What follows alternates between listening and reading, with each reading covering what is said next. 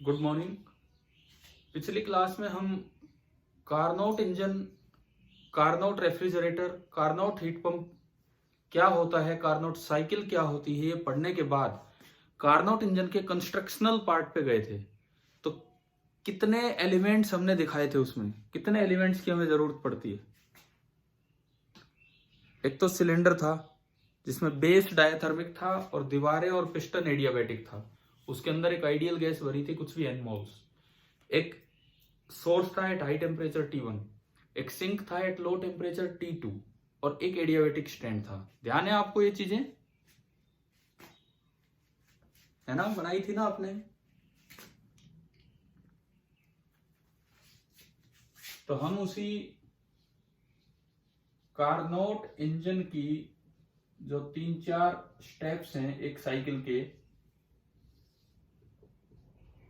उन्हीं को देखते हैं। देखो, आपका जो स्टेप फर्स्ट था कार्नोट इंजन का, जो साइकिल का स्टेप फर्स्ट क्या था बताओ, उसका नाम आइसोथर्मल। बोलिए क्या नाम था? आइसोथर्मल एक्सपेंशन की कंप्रेशन। बताओ भाई।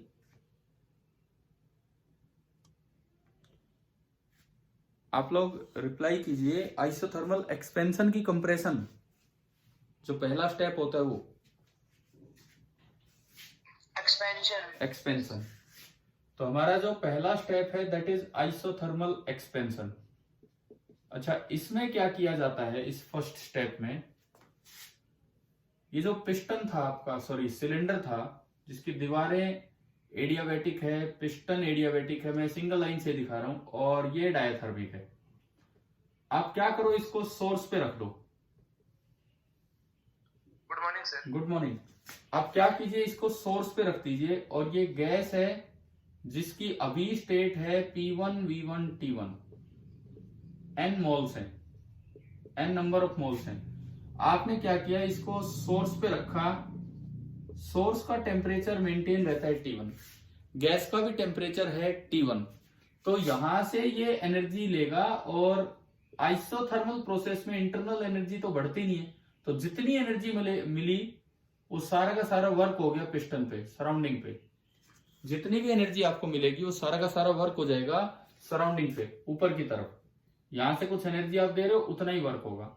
एंड आपकी जो फाइनल स्टेट पहुंचेगी, फाइनल स्टेट P2 V2, लेकिन टेम्परेचर रहेगा T1। ये स्टेट B है, फिलहाल ये स्टेट थी A। याद है ये वाला पहला स्टेप? आपको हमने कार्नोट साइकिल अलग से पढ़ रखी है। तो इसके अंदर 2-3 चीजें अगर मैं देखूं, इस फर्स्ट स्टेप के अंदर 2-3 चीजें। पहली बात, डेल्टा Q हीट गेन, जिसको आप बोलते थे Q1, याद है ना, पहले जो नोटेशंस यूज करते आए हैं, इस डेल्टा Q को हम बोलते थे Q1, और ये पॉजिटिव होगा क्योंकि इसने हीट गेन की है। डेल्टा U, क्योंकि आइसोथर्मल है तो इसलिए डेल्टा U 0, टेम्परेचर चेंज नहीं हुआ। Delta W, work done by the gas, तो ये तो पॉजिटिव होगा, W1 में कहता हूं। अब आइसोथर्मल प्रोसेस में वर्क का क्या फॉर्मूला पढ़ा था हमने कभी आइसोथर्मल के दौरान? nRT, आइसोथर्मल के दौरान nRT, T का मतलब टेम्परेचर T1 है। याद है क्या आपको? ln की टर्म्स में फॉर्मूला था ln of V final upon V initial. हाँ जी भाई बोलो एक बार, समझ आ रहा है ना ये कैसे लिखा हमने? आइसोथर्मल के दौरान वर्क, है ना? Yes sir. ठीक है। अब आपने फर्स्ट लॉ लगाया, FLOT लगाया, इस स्टेप में फर्स्ट लॉ लगाया। तो फर्स्ट लॉ कहता है delta Q is equal to delta U plus delta W। तो डेल्टा Q उसकी जगह Q1, डेल्टा U 0, और डेल्टा W है nRT1 into ln of V2 by V1। तो मेरे पास एक इक्वेशन आ गई, Q1 is equal to nRT1 into ln of V2 by V1, equation number 1। आप ये नोट कीजिए। कुछ पूछना है इसमें तो बताओ, कुछ नहीं समझ आया हो तो, कि भाई कितनी हीट गेन की वो हमने वर्क से निकाल ली। ये पहला स्टेप आप आराम से इसमें नोट कीजिए।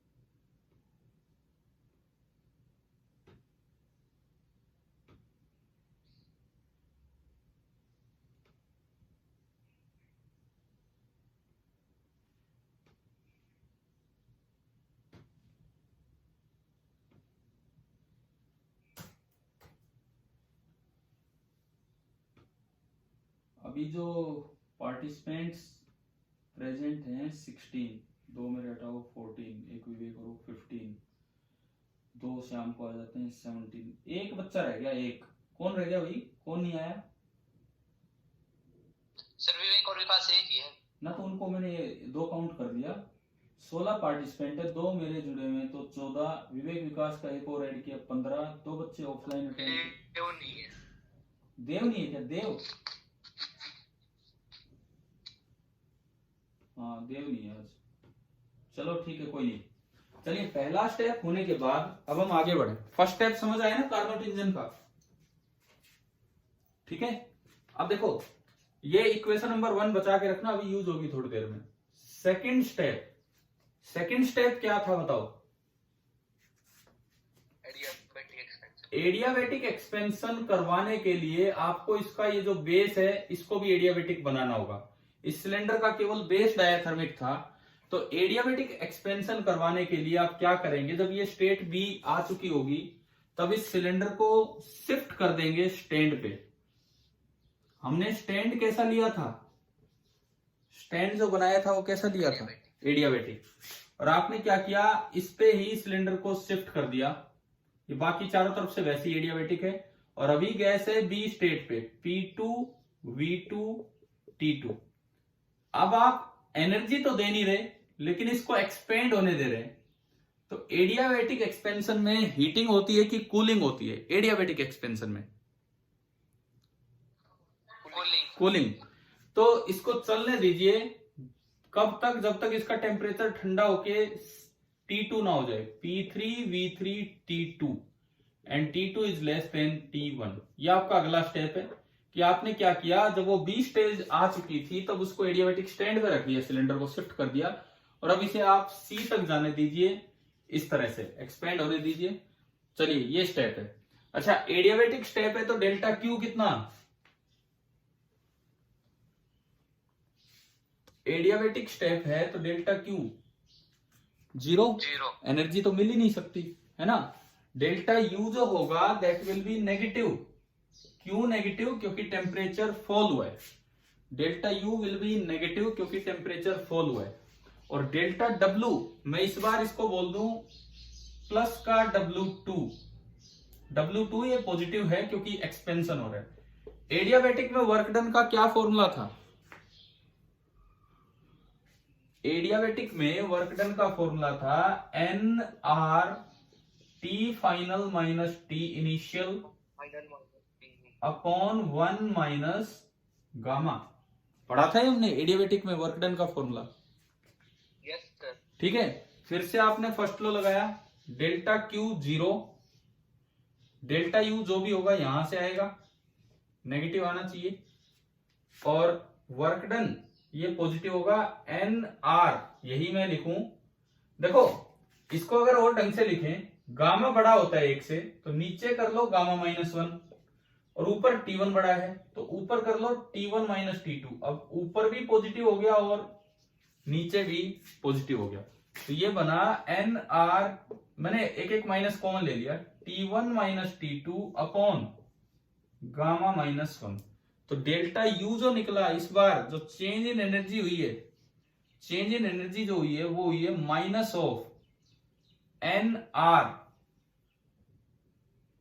T1 minus T2 upon gamma -1 और ये पूरा नेगेटिव होगा क्योंकि बाहर एक माइनस लगा और ये सारी वैल्यूज पॉजिटिव हैं। सेकंड स्टेप से एक इक्वेशन हमारे पास चेंज इन इंटरनल एनर्जी की आई। This is equation number 2। Change in internal energy का मतलब है मैं डेल्टा यू को लिख सकता हूं U final U C minus U initial U B. तो U C minus U B मेरे पास ये आ गया। This is your equation number 2। आप ये दूसरा अपना स्टेप इसका नोट इंजन का नोट कीजिए।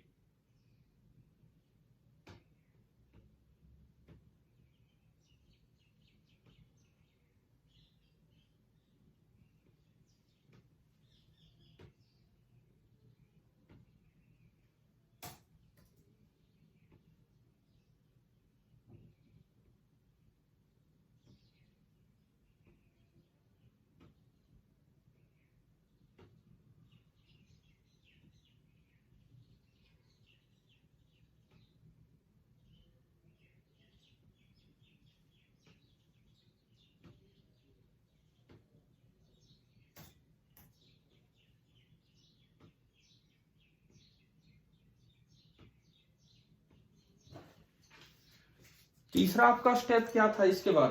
Third step isothermal compression. अब देखो T2 टेम्परेचर आ चुका है और आपको आइसोथर्मल ही रखना है स्टेप। तो इसको किस पे शिफ्ट करके कंप्रेस करें?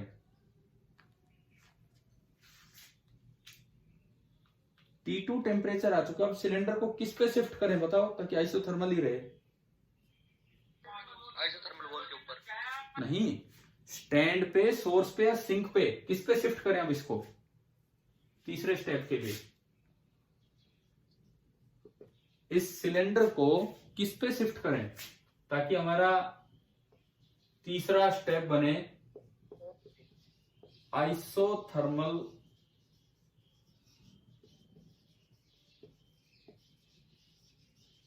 कंप्रेशन। ये बनाने के लिए आपको इसको शिफ्ट करना पड़ेगा सिंक के ऊपर जिसका टेम्परेचर कितना है T2। T2 टेम्परेचर है। फिलहाल ये स्टेट है आपकी C। फिलहाल ये C स्टेट पे है। C स्टेट में था P3 V3 T2। ये एनमोल्स अभी C स्टेट में है और अब आप क्या करेंगे, इसे कंप्रेस करेंगे और इस बार जो भी वर्क होगा ऑन द गैस होगा तो वो नेगेटिव होगा। मैंने कहा कि work done on the gas W3 है। इस स्टेप में on the gas work W3 है। सपोज ये हमने यहां लिखा और ये जो स्टेज है ये C से जानी है D पे और D पे हो जाएगा P4 V4 एंड टेम्परेचर जो है वो कांस्टेंट रहेगा। चलो तो ये सारी वैल्यूज बताओ। इस बार एनर्जी रिजेक्ट की होगी कि एनर्जी एक्सेप्ट की होगी? रिजेक्ट। हाँ, तो Q2 में कह रहा हूं रिजेक्टेड या इजेक्टेड एनर्जी, वो Q2 है इस स्टेप में। तो डेल्टा Q2 लिखूं कि -Q2 ये बताओ? -Q2। डेल्टा Q जो होगा वो आपका बनेगा -Q2। आइसोथर्मल है तो डेल्टा U कितना? 0। वर्क डन डेल्टा W, ये W3 ऑन द गैस है तो ये -W3 लिखा जाएगा। बाय द गैस हम यूज करते हैं -W3। और आइसोथर्मल का फॉर्मूला था, मैं फिर से वही फॉर्मूला लगाऊं, NRT, T2 है, ln of V final is V4 and V initial that is V3। ये आपका वर्क आया। और आप इसको ऐसे भी लिख सकते हो, इस V3/V4 की पावर -1 लिखा जा सकता है इसे, V3/V4 की पावर -1 और माइनस आगे आ जाएगा तो -NRT2 into ln of V3/V4। ये दिखाने के लिए कि ये नेगेटिव है, ये पूरी वैल्यू पॉजिटिव आएगी और ये बाहर एक माइनस लग गया, ये बताने के लिए कि ये नेगेटिव है। इस तरह से हमने लिखा है।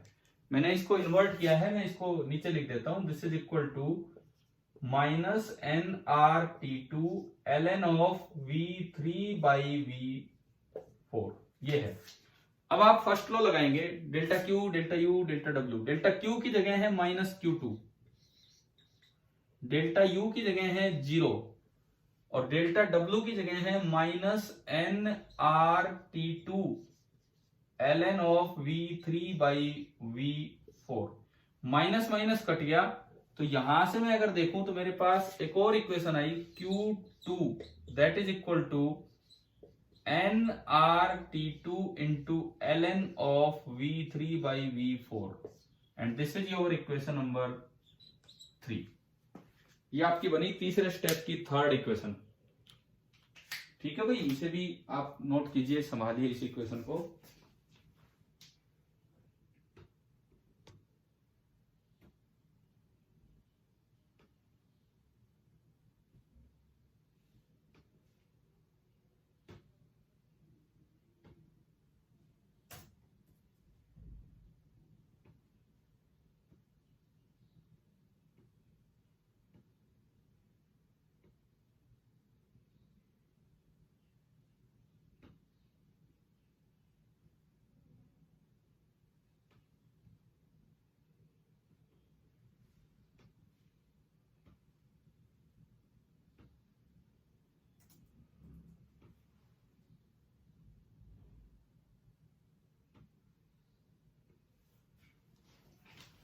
चलिए अब हम लास्ट स्टेप पे चलते हैं, अपने साइकिल के लास्ट स्टेप पे। आखिरी स्टेप क्या था? आखिरी स्टेप क्या था? Step number 4, adiabatic compression. Adiabatic step बनाने के लिए वापस से सिलेंडर को किस पे रखना होगा हमें, बताओ। अगर आप स्टेप को एडियाबैटिक बनाना चाहते हैं तो आपको सिलेंडर कहां रखना है? अगेन आप इसको यहां से हटाएंगे और आप इस सिलेंडर को ले जाएंगे स्टैंड पे, एडियाबैटिक स्टैंड पे, और वहां जब ये रखा गया है तो जो इसकी इनिशियल स्टेट है, सिलेंडर की जो इनिशियल स्टेट है वो है डी। डी का मतलब है P4V4T2, और आप इसको कंप्रेस करेंगे। कंप्रेस करने में सपोज आपने W4 वर्क किया on the gas, on the system, और कंप्रेस करके आप इसको ले आएंगे ओरिजिनल स्टेट ए पे, P1V1T1। आइसोथर्मल एडियाबैटिक कंप्रेशन में हीटिंग होती है तो टेम्परेचर बढ़ेगा, एनर्जी वगैरह कहीं से कहीं भी नहीं जानी है, इस तरह का कुछ भी नहीं।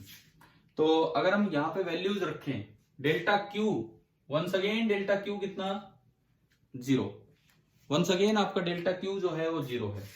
Delta U, U final minus U initial, तो U A minus U D. Work done होगा -W4 ऑन द गैस है, और आपका एडियाबैटिक में फॉर्मूला था NRT2 minus final minus initial, तो फाइनल T1 है और इनिशियल T2 है। NRT1 minus T2 upon 1 minus gamma.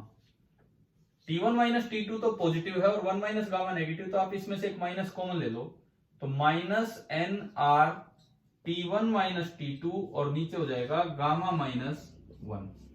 फिर से आपने फर्स्ट लॉ थर्मोडायनेमिक्स लगाया, delta Q equal to delta U plus delta W. Delta Q 0, delta U आपका है U A minus U D, और ये वर्क आपका है -NRT1 minus T2 upon gamma -1।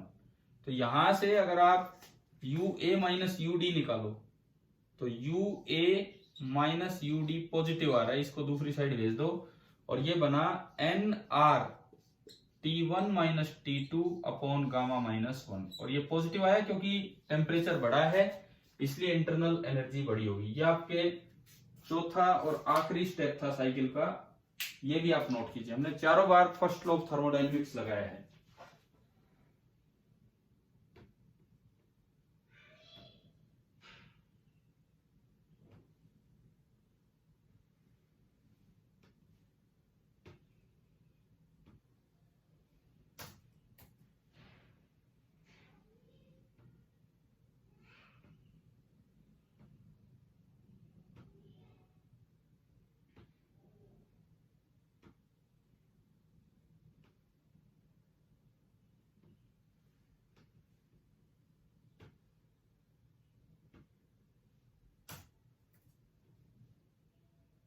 आपकी पूरी क्लास मेंटेन है शुरू से अभी तक। चलो अच्छी बात है, अगर सारे बच्चे जुड़े रहते हैं तो इस तरह से। अब देखो इक्वेशन 1 में क्या आपने कोई Q1 का एक्सप्रेशन निकाल रखा है? Yes sir. और इक्वेशन 3 में Q2 का, है ना। अब आप क्या कीजिए, इक्वेशन 3 से इक्वेशन 1 को डिवाइड कीजिए। इक्वेशन 3 से इक्वेशन 1 को डिवाइड करेंगे। इक्वेशन 3 में लिखा है Q2 और इक्वेशन 1 में लिखा है Q1। तो बताओ क्या बचेगा, कट पिट के क्या बचेगा? इसमें तो ऊपर बचेगा ln ऑफ, बताइए मुझे, बताइए आप क्या आ रहा है, और इसमें क्या बचेगा? सर नीचे वाले में तो बचेगा V2/V1। नीचे वाले में तो बचेगा V2/V1 और ऊपर वाले में V3/V4। V3/V4। मैंने इसको डाल दिया इक्वेशन नंबर 5। आपने क्या किया, इक्वेशन नंबर 3 से इक्वेशन नंबर 1 को डिवाइड किया, तो उससे ये आपका बना। अब देखो एक दिन हमने कुछ स्टेट इक्वेशंस को मल्टीप्लाई किया था, जब वो पीवी कर्व बनाया था, तो 4 स्टेट इक्वेशंस को मल्टीप्लाई करके V1, V2, V3, V4 में एक रिलेशन लाए थे। बताओ कार्नोट साइकिल का क्या रिलेशन था? V1 into V3 is equal to V2 into V4। ये है फॉर कार्नोट साइकिल। एक कार्नोट साइकिल के लिए ये हमारा रिलेशन था। यहां से आपका आया V3/V4 that is equal to V2/V1। ठीक है, दोनों साइड आप लॉग ले लीजिए। दोनों साइड आपने लॉग लिया तो ln of V3/V4 that is equal to ln of V2/V1 use in equation 5। तो इक्वेशन 5 में अगर आप इस चीज का यूज करेंगे तो क्या ये कैंसिल हो गया पूरा? अरे इसके अलावा टेम्परेचर की टर्म भी तो बची होगी, डिवाइड किया होगा तो आपने। Yes sir. क्या क्या बचा है? इधर बचेगा T2 और इधर बचेगा T1, है ना। NR NR कट के होंगे। अब जब आप इसको डिवाइड करेंगे तो बताओ क्या आ रहा है? डिवाइड कर रहा, ये यूज किया, ये कट गया, तो Q2/Q1 कितना आ गया? आ गया?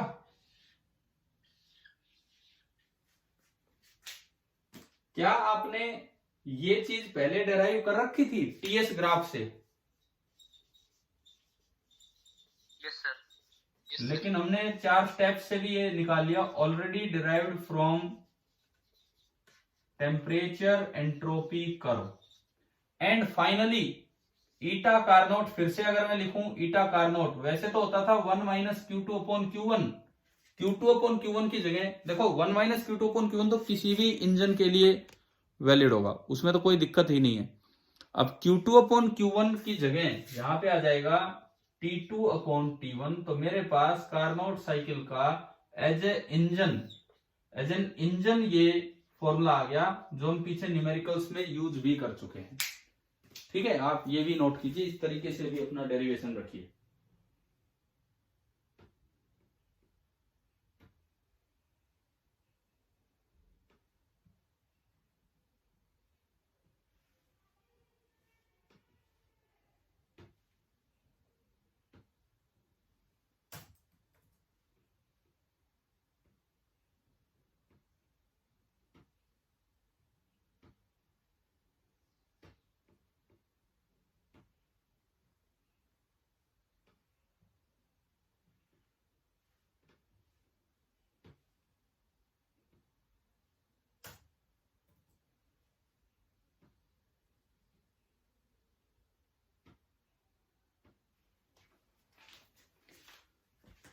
तो मुझे लगता है कि कार्नोट इंजन आपको ढंग से समझ आ ही गया है, क्या होता है क्या नहीं होता है ना। अब कार्नोट रेफ्रिजरेटर और कार्नोट हीट पंप को अलग से थ्योरेटिकली पढ़ने की जरूरत नहीं है। अच्छा, इसमें ना एक चीज का बड़ा ध्यान रखना कि ये जो टेम्परेचर्स हैं, ये कभी भी डिग्री सेल्सियस में पुट नहीं करने हमें, किसमें पुट करने होंगे टेम्परेचर? केल्विन। कारण ये है कि यार डेल्टा टी नहीं आ रहा, डेल्टा टी आए तो कोई फर्क नहीं पड़ता, आप डिग्री सेल्सियस में रखो किसी में रखो। कई बार बच्चे यही गलती कर देते हैं और उससे उनका सवाल ही गलत हो जाता है। जैसे हम एक क्वेश्चन लेते हैं, देखो क्वेश्चन में ये दिया है, वैसे ये क्वेश्चन AIPMT प्रीवियस ईयर का है, कोई बात नहीं, वो तो IIT PMT जो भी है, क्वेश्चन तो इधर उधर होते रहते हैं, प्रीवियस ईयर क्वेश्चन है इसका कोई। तो इसमें यूं दिया था कि एक आइडियल गैस है, ideal gas heat engine, it operates in a Carnot cycle between 227 degree Celsius and 127 degree Celsius. आपको ये दिया है ideal gas heat engine following a Carnot cycle. मैं क्वेश्चन की तरह इसे बना के दे रहा हूं आपको, इस तरह की कोई फॉर्म दी गई है, और ये जो ऑपरेशन है, ये जो हमारा जो जनरल तरीका होता है, ये जो ऑपरेशन है ये आपको दिया गया है कि 227 डिग्री सेल्सियस से 127 डिग्री सेल्सियस के बीच में हो रहा है। तो हायर टेम्परेचर है 227 एंड लोअर टेम्परेचर है 127 डिग्री सेल्सियस। ये आपको दिए गए हैं दो चीजें, ठीक है। अब इसमें बोला है कि यहां से जो एनर्जी, हायर टेम्परेचर से जो इसे एनर्जी मिल रही है एक साइकिल में, दैट इज 6 किलो कैलोरी। एक साइकिल में यहां से जो एनर्जी मिल रही है दैट इज 6 किलो कैलोरी। तो आपको बताना है कि वर्क कितना हो रहा है इन किलो कैलोरी, ये आपको बताना है कि वर्क कितना होगा। और जो मैं आपके लिए ऑप्शन लिखता हूं, जो इसके 4 ऑप्शंस हैं,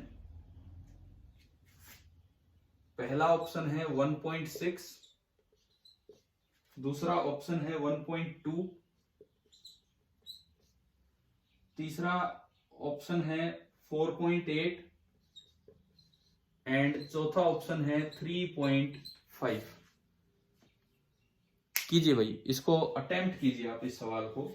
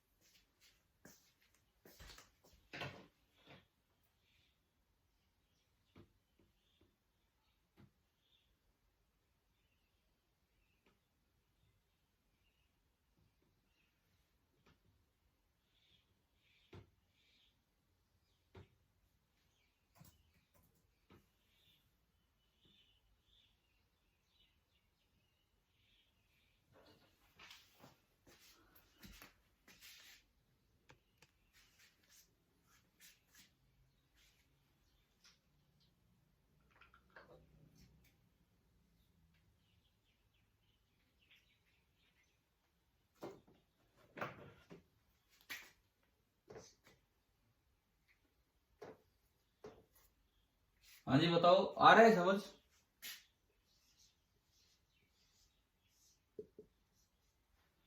कैसे सोल्व करना चाहिए हमें?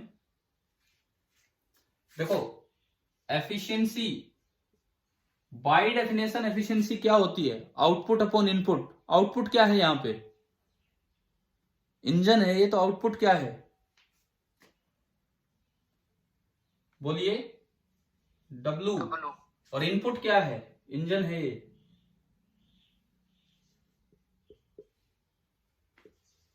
इनपुट क्या है आपका? Q1। और क्योंकि ये कार्नोट साइकिल है तो एफिशिएंसी होनी चाहिए 1 minus T2 upon T1। T2 कितना है बताओ यहां से देख के, T2 कितना है? 400 केल्विन। इसको केल्विन में कन्वर्ट कर लेना है, ये बात मत भूलना इस सवाल में। 400 केल्विन। T1 कितना है ये बताएं? T1 500 kelvin. 500 हाँ, T1 है आपका 500 केल्विन। तो भाई इस रिलेशन में सारी वैल्यूज पुट कीजिए, Q1 किलो कैलोरी में होगा तो अपने आप वर्क भी किलो कैलोरी में आएगा। तो आपने वैल्यूज पुट की W upon Q1, Q1 is 6 kilocalorie, that is equal to 1 minus T2, T2 is 400 divided by T1 that is 500, 6/5 आ रहा है यार। 1 minus 4 by 5, 1 by 5, तो वर्क आ गया 6/5 किलो कैलोरी। 6/5 मतलब कौन सा ऑप्शन है किलो कैलोरी में, बताओ ABCD में से क्या आया?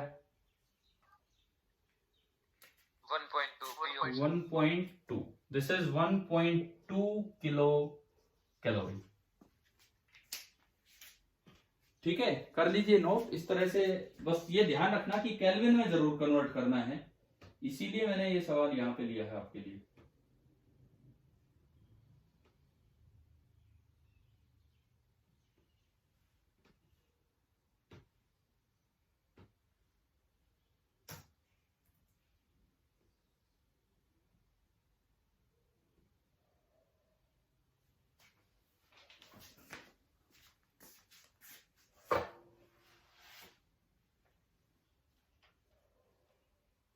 एक और सवाल लेते हैं इसी पे, कार्नोट साइकिल पे। ये मिटाता हूं मैं, वो भी प्रीवियस ईयर क्वेश्चन है from PMT exam.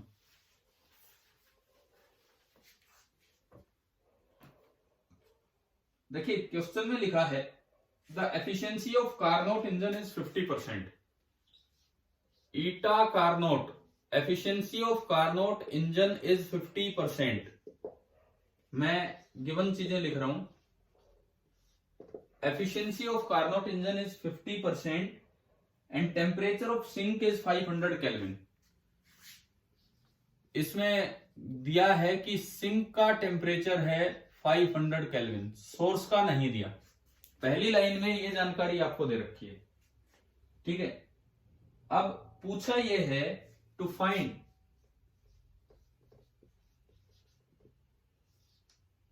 T sink कितना होना चाहिए।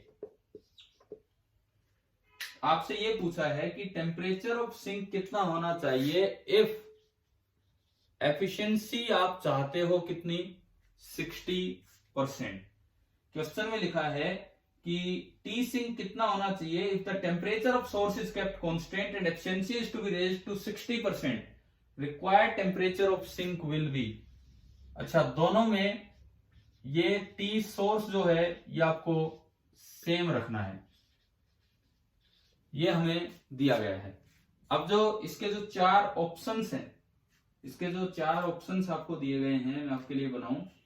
पहला 600 केल्विन, दूसरा 500 केल्विन, तीसरा 400 केल्विन एंड चौथा 100 केल्विन।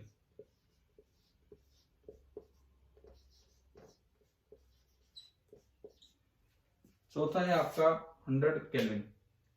कीजिए, अटेम्प्ट कीजिए।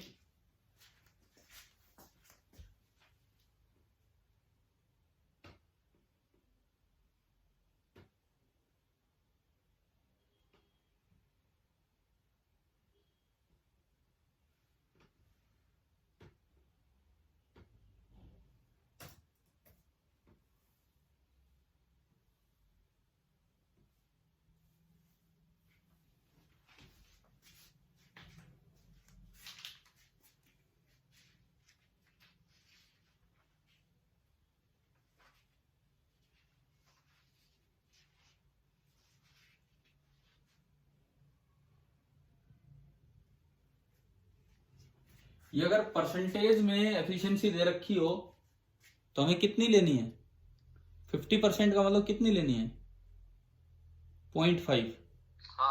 हाँ, 60% मतलब 0.6। किया क्या बताओ, कुछ आया हो आंसर?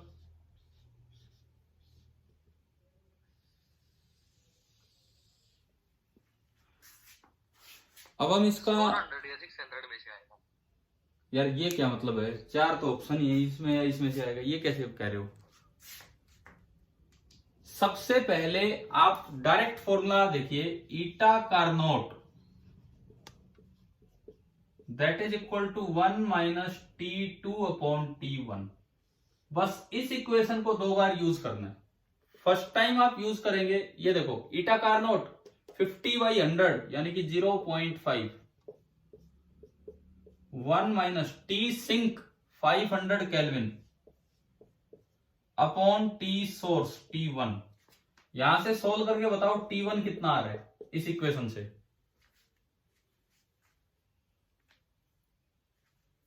ये 1/2 है, ये बताओ T1 कितना आ रहा है यहां से इस इक्वेशन से।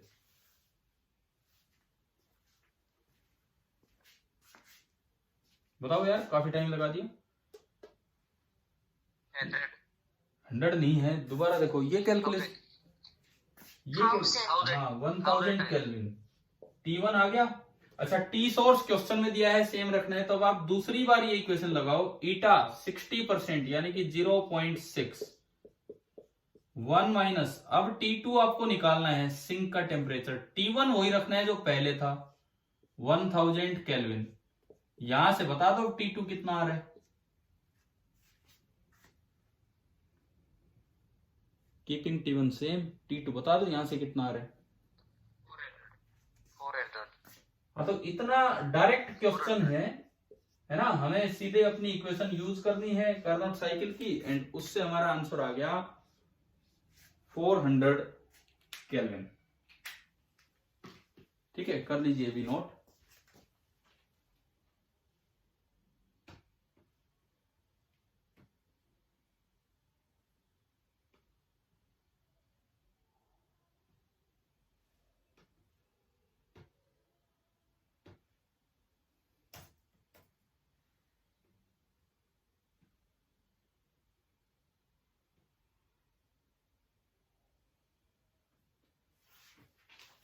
तो मैं मान के चलूं आज की क्लास में कार्नोट बिल्कुल क्लियर हो गया आपको, उसके 4 स्टेप कैसे, 4 स्टेप प्रैक्टिकली बनाए गए उसमें जो इंस्ट्रूमेंट्स लिया गया था उससे। और दूसरी बात, ये क्वेश्चन तो हमने चलो पीएमटी एग्जाम के ले लिए, एक ही बात है, इसी तरह के आते रहते हैं इधर उधर, आप ये नोट कर लीजिए। बाकी ये आखिरी मिनट चल रही है हमारी, और इससे आगे हम फिर कल पढ़ते हैं। अच्छा, दूसरी बात, एक असाइनमेंट दे रखा है HCV वाला, किया है आपने अटेम्प्ट या नहीं किया अभी शुरू? CPP नंबर 4 था कि कौन? सर सिंगल करेक्ट ऑप्शन वाले कर लिए, डबल वाले रह रहे हैं और वो एक्सरसाइज रह रही है। चलो ठीक है, इनको हम करते हैं आगे, है ना। अभी हमारी मीटिंग पूरी होगी है। Thank you.